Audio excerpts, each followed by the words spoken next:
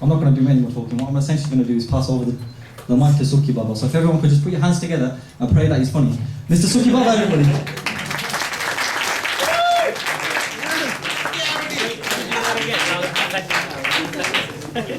Alright, we've wasted an hour and a half of the night. Let's not waste any more. He wants a louder round of applause, a bit of a diva, right? Okay, so Sukhi Baba, everybody!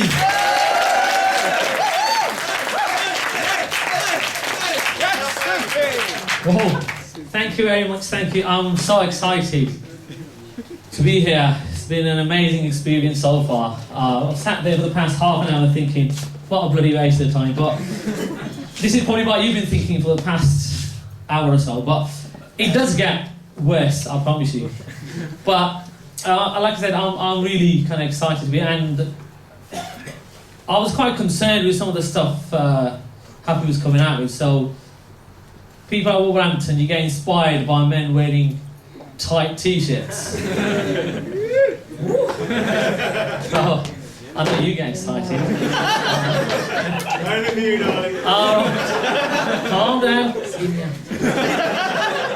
So, I'm ready. So, well, you know, this is an opportunity to meet people, so after, yeah, and I always like the colour grey. I just wanted to say that. But anyway, moving on swiftly. I am generally excited to be here. Thank you for having me.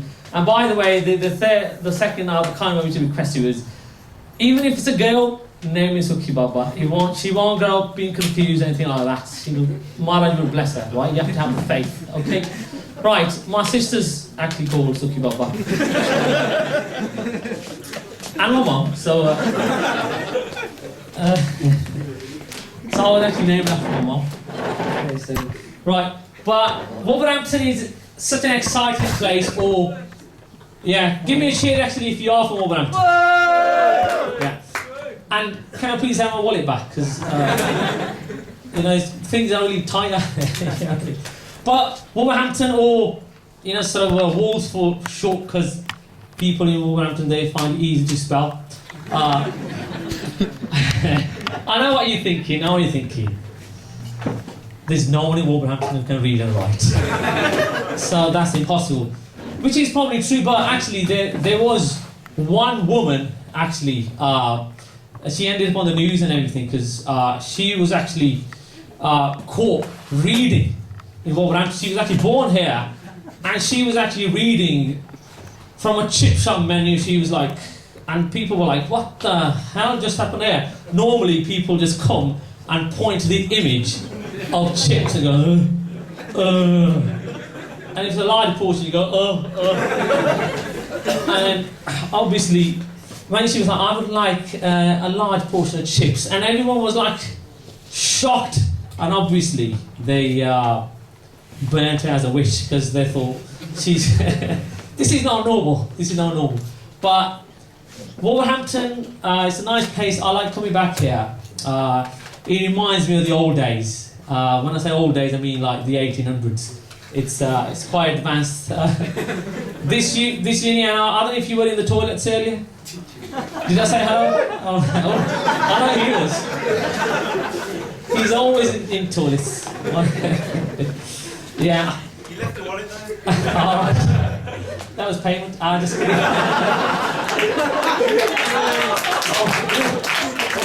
Don't clap that. How many Gurdwara in the country's going to ban me now for Luke Ethan now? But yes, I was like, in the toilets, they're advertising as you go in. You see the ASDA student curry night. As you go inside to do your business. I'm thinking, who goes inside and go, You know what? Actually, I quite fancy some pillow rice. So that was quite disturbing. I don't know why I have that, but that made me laugh. But it is nice. It is really nice to be here. Wolverhampton, of course, was also got involved recently with the rest of the country when the riots were happening. Yeah, yeah. Give me a cheer if you were out there. Yes. Right. Yeah. camera down. So it was exciting, wasn't it? Really, I was like, there's something actually finally happened in Wolverhampton. You know, sort of to put it on the to put Wolverhampton on the map, and it was quite exciting. Did you see the coverage this channel did? And he was going around going, Sangat TV, Sangat TV. Give me a cheer if you know what I mean when I say Sangat TV. Yes. Did you see the guy on it?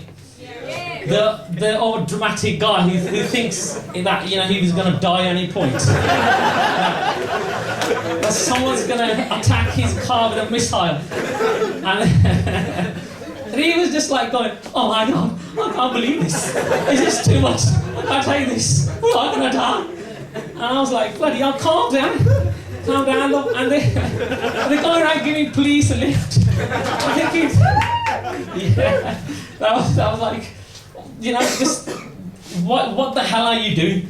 I thought the guy thought he was on police camera action. You know, the way he was going around, but that did actually. And I saw an interview with there was like this woman in a, you know, like your typical, you know, chubby woman, right?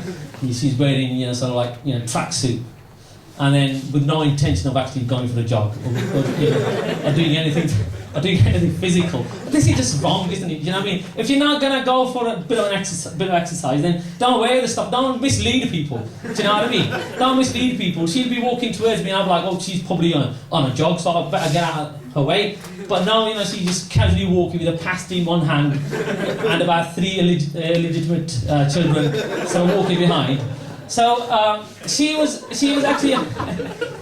This is not just everyone in Wolverhampton, by the way, just most people, but she was like, oh, this is terrible, what do you expect our kids to do? There's not enough food for our kids. Oh, no, of course not, have you looked at yourself? Do you know what I mean? I was like, you know, how the hell do you expect any food to be left for the kids? Looking the way that you do. You probably eat everything, you know what I mean? She probably even has the formula milk, you know. We just don't know with these people. I'm thinking, and she's there, she's going, what the hell do you expect me to do? Oh, this is terrible, this is terrible. And then some guy like started, you know, sort of saying to her, so, you're on about, what are you on about? Just lot of rubbish. There's no excuse for us, no excuse. And you know what, she turned around, which I thought was quite ironic. She actually told him to jog on. She goes, jog on. I was like, well, obviously, you should be following your advice. And get off your fat, you know. That's all I said. But it was exciting stuff. You know, I must say that the whole kind of like, right. And I was, you know, when there were people in London, it was terrible, really, to be honest. They were going around and, you know, sort of burning stuff and, you know, petrol bombing, you know, the shops. And I was like, that's just so terrible, right? And when they're seeing the petrol prices in this country, if they're going to burn something, right, just use what, you know, all Indian kind of like shops have this, right? It's called KTC mustard oil, right? I don't know if your mum cooks with this stuff, but this stuff is bloody dangerous, right? You only put like a little teaspoon in, and then just turn the gas on and that's it. You have to run basically to do the tadka. But these guys, it was just crazy, you know, them 3 or 4 days. And I was like, you know, this country is just hard. And then when they actually came to Wolverhampton, they actually filmed this guy, you know, through a brick.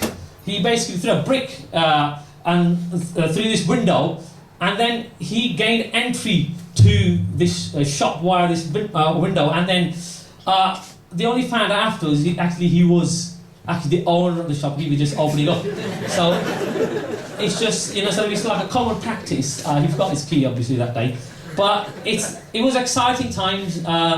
And then, you know, Wolverhampton, you guys kind of like made it, and it was exciting, especially watching Sangat TV was just amazing. That changed my life basically. And then again, every time I actually come back here, it is beautiful. People are not, but it is beautiful. And well, as I say, you know, if you're not beautiful, then you're not beautiful. You know, I don't know why we have to kind of like, you know, make stuff like, oh no, you're beautiful from the inside. You're beautiful from the inside. Well, that doesn't mean nothing. You know what I mean? I mean, in that case, you can, you know, why not carry that across? You know, then say to fat people, but you're thin from the inside. It's what, you know, counts. But I don't know.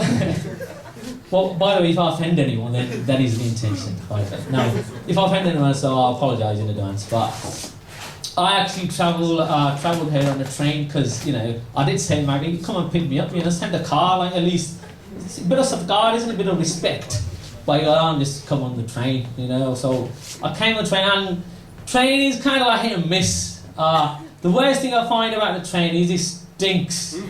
People bloody stink, you know what I mean? I don't know, like you would expect people to stink in the evening after they've been working. But you'd be amazed, 7 o'clock in the morning, people bloody stink, you know what I mean? And they'll be like, you'll be sitting down, and they're like, you know, so the whole bloody coach is empty, right? And then you have the smelliest bloke or a woman, right, come and they want to sit right next to you. And I'm like, excuse me, you know, can you stink somewhere else? Because, you know, I didn't pay, you know, £110 a month to sit you sit next to someone who bloody stinks, right? And this one guy, he stank so bad, I was like, are you taking a dump? he goes, oh, I am actually, can you get out of the toilet? Obviously, there were no seats, so you have to sit where you can see, isn't it? Yeah. Thank you. Right, but it is exciting stuff. And then the other thing you find is, you know, going back to the theme of beautiful people, is people who put their, you know, makeup on in, you know, sort of whilst they're on the train. How many of you actually been on a train and sat, you know, sort of next to someone, or someone's come in, and then usually a woman, sorry ladies, but it usually is.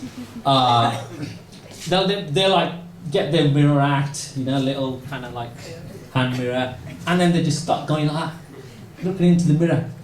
And then I just couldn't help myself. Like this one woman, like, I said, stop, what you think? I said, look, it's too late for that face. I said, there's no amount of makeup can fix that. What you need is plastic surgery. And I don't mean like just a nose job. I mean like everything. And well, what you find is people don't appreciate, you know, being told the truth, and he just ran off. And I was like, it was basically like, I was saying, you know, why are you applying all that makeup? It's basically like spray painting a car wreck, you know, like sort of like it was like a 20-car pile up on that face. I was like flipping it. But anyway, I won't kind of. I just wanted to get that off my chest, you know what I mean? Because people get on my nerves. So. But anyway, thank you so much for having us, and we are actually going to at some point start this. By the way, thank you so much for your patience. I know you all paid a £5. Hang on. Sorry, I just found it funny. You paid a £5 for this. Right, no, it's good. Obviously, it's going to go to a good cause. Yeah. It's going to go to a good cause, so don't worry. So, but we've got some fantastic people, guests for you. And you're saying, how is that possible? It is possible. 3 fantastic people. We already got them in, and then they're busy doing their stuff. One of the guests is on his, just doing the sound check and everything, right? And I've kind of like, I've known some of the guests for a longer period, and some just not so long, but I know them all, and I owe them all money, so I will pay you back, you know, after the gig. So after the money will be collected, hopefully. But so hopefully we're gonna kind of like get into their lives and then find out about some juicy stuff. You know, some juicy stuff. And yeah, so without further ado, I'm gonna